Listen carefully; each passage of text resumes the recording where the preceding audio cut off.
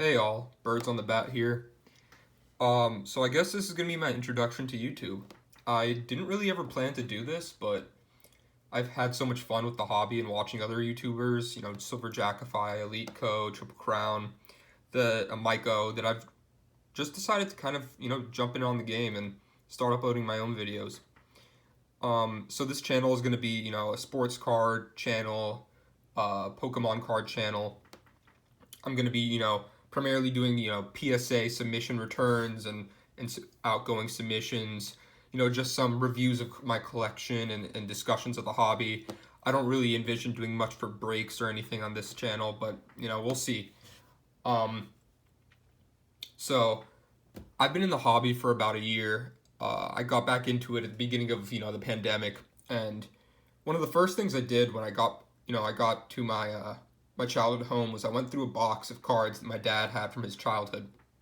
He gave them to me a few years back. And my dad really collected cards from about 1968 to 1970. He had a few other cards that were given to him that are a little older, a little newer, from neighbors and things of the sort. But that's really when he collected, 68 to 70. So one of the first things I did when I got back in the hobby was take some of these cards, get a PSA Platinum membership with the 15 Collectors Club submissions and send the 15 best off, or at least what I thought were the 15 best at the time. So I'm actually going to show those to you today. It's basically a PSA submission return, although it's about 6 months old at this point, so forgive me if there's a lack of excitement in my voice. I obviously already know the grades. But I thought this would be a great way to, introduce the channel and kind of just start talking about cards.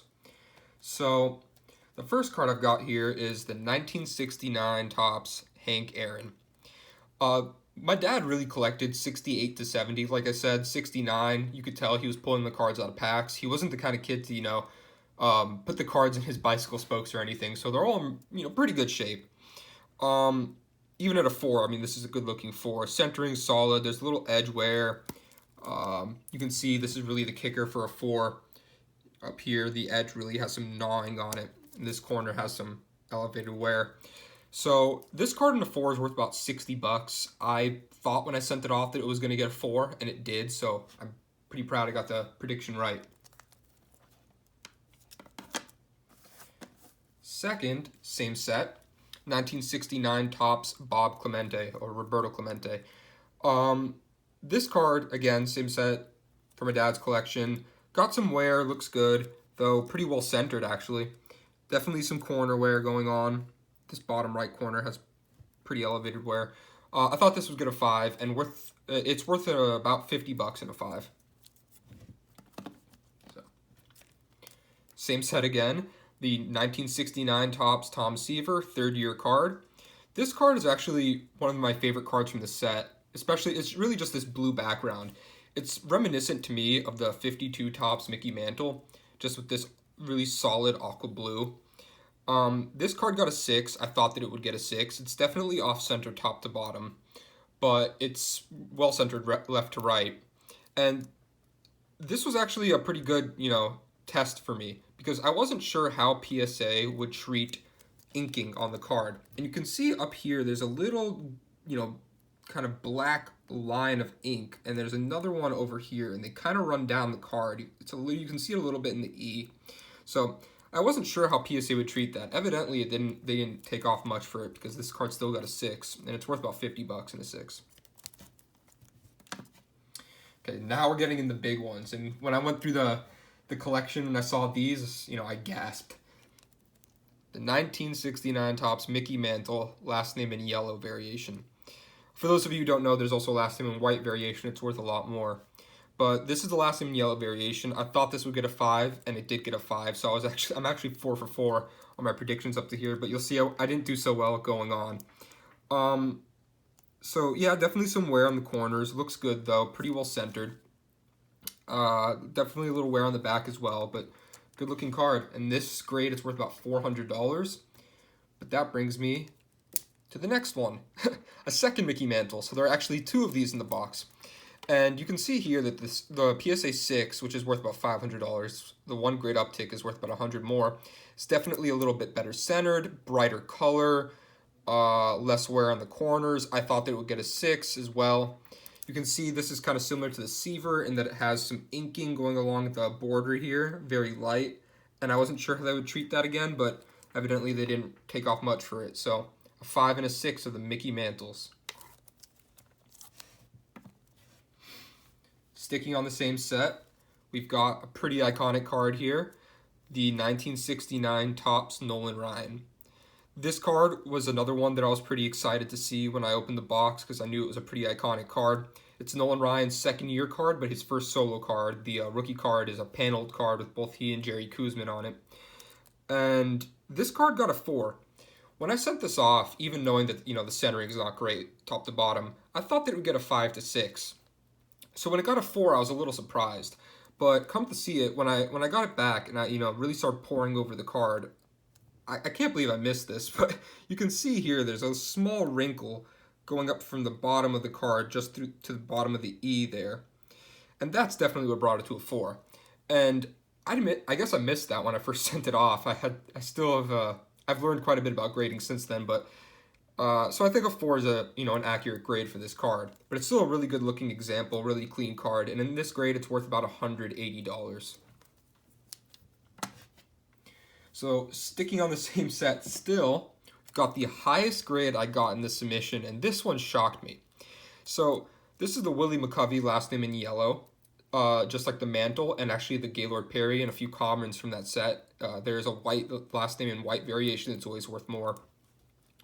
But this is the Willie McCovey last name in yellow. And this card is, pretty darn well centered. It's got an image tilt to it, and the card is actually slightly miscut. You can see down here where the card is kind of away from the edge here, but as you go up to the top, it's pressed up against it. So it's actually slightly miscut, but evidently that didn't, take off for grading. There's a little bit of corner wear in the corners, but it's still got an 8, and that really surprised me because I actually don't think this is the right grade. I think that this card is a 7. But I'm not going to argue with it, right? An 8 is worth about $150, a 7's worth about $35, $40, so that one grade bump did well for me. Nonetheless, whether I think it's a 7 or an 8, great looking card. And then the last 69 Topps Baseball, a Ron Santo. So this card, I'm actually in disagreement with PSA, just like the last one. I thought this card would get an 8 and it got a 6, so definitely lower than I expected. There's no surface issues or anything of the sort, and the corners are actually pretty darn sharp. You can see down there, really no whitening going on. Really clean, good-looking card. And this is a great candidate for a resub in the future because I've looked this thing over through a loop, and I still think that it's probably undergraded a bit. I think that it deserves a 7. So, in contrast with the McCovey, which I think they overgraded, I'll call it fair, just like Elite Co does. I think they overgraded the McCovey by a grade. I think it's a 7. I think they undergraded the Santo by a grade. I also think it's a 7. And in this grade, it's worth about, $20, $25. So, now we're coming to a really big card, the 1967 Topps Tom Seaver rookie. This card is actually not one that my dad pulled from a pack. This was given to him by a neighbor at the time, along with a few other cards, which are really beat up, that I have off to the right. One of which is a Fergie Jenkins rookie. But this one, when I pulled it out, I can see that it has pretty elevated wear on the corners, definitely off-center, left to right. Color is good, though. Image looks good. You can see when you turn it over, very off-center, lots of corner wear going on. There's staining on the back. So when I sent this off, I thought that it would get a 1, right? I wasn't sure how to assess lower grades, and I thought this would get a 1, but it got a 2. And the reason why I think it got a 2 is because it's actually not creased in any way. The card itself isn't creased, it just has elevated wear and staining. So it gave it the bump up to a 2, which is worth about $500. A 1 is worth about $350, so that one grade bump made a $150 change in value. Now we're moving on to 1969 Topps Football. And these were cards actually that my dad did not collect. These were given to him by a friend, and they were sitting in a shoebox since the 60s. My dad doesn't really care about football, and didn't really ever even take them out or look at them. And actually, in this box here is 705 cards from the set. I've got it's the full set, the complete set. I've almost got the set 4 or 5 times over, missing a couple cards, although I do have the complete set once over. You can see here, this is one of the bigger cards in the set, the 1969 Topps Larry Csonka rookie card. A Hall of Fame fullback for the Dolphins. This card got an NM7. These cards are really sharp, like I said, because my dad never really took them out. It got a 7 because it's off-center top to bottom, although right to left is very good. The card still looks great, though. You can see not much wear on the back, a little bit on the edges. But in a 7, this card is worth about $135 or so. Okay. Then I've got the 69 Topps, same set, Joe Namath. This card got a 6. And you can see it's off-centered left to right, definitely. You can see that the Jets logo is very close to the border, although the image looks great in the center of the card like that. But top to bottom is well-centered. This card is another one that I actually disagree with. It's very off-center on the back, but I do think that this card deserves a 7. I think that there's enough, there is too little wear for it to be a 6, even with some of the centering issues, especially with how they treated the Csonka. So just like the Santo, I think that this card is probably undergraded one, and would be a great candidate for resub at some point. In this grade, though, it's still worth about $75.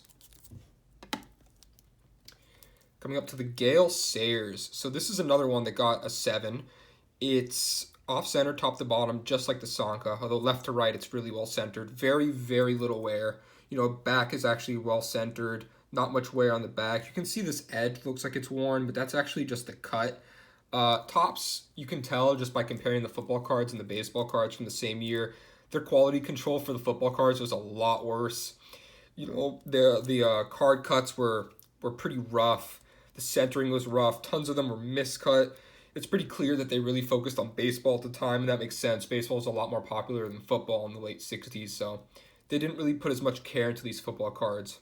But this card in a 7 is worth about $150. Then I've got the Johnny Unitas in a 6.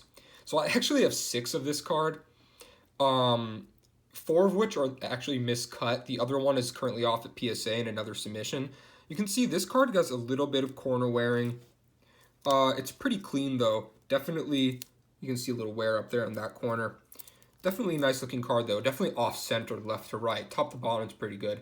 I thought this card would get a 7. It got a 6. I actually think a 6 is appropriate. And come to think, I agree with the 7 assessment on the Sayers and the 7 assessment on the Csonka. So now this one, the Brian Piccolo. This card is Brian Piccolo's rookie card. It's really well centered, and this one was probably the biggest shock to me of all the cards in the order, because this card, I thought it would get about an 8. It is beautiful, right? Very little wear, if any at all. This is just the cut on this edge there. There's pretty much no whitening on any of the other edges. Gorgeous card. But when it came back a 4, that told me obviously there has to be a crease or a wrinkle or something. And I looked over this thing with a loop for about 20 minutes before I finally found it. I mean, kudos to the PSA people who identified this, because honestly, it's almost invisible. There's the smallest hairline spider wrinkle running from right here down to this edge. And you can't really even pick it up in the camera. It runs through the word year in life. But it's there, and it knocked this card down to a 4. So I know you'll hear this about 1,000,000 times on YouTube, but this is really probably one of the best looking 4s you could ever find, because it is absolutely immaculate otherwise.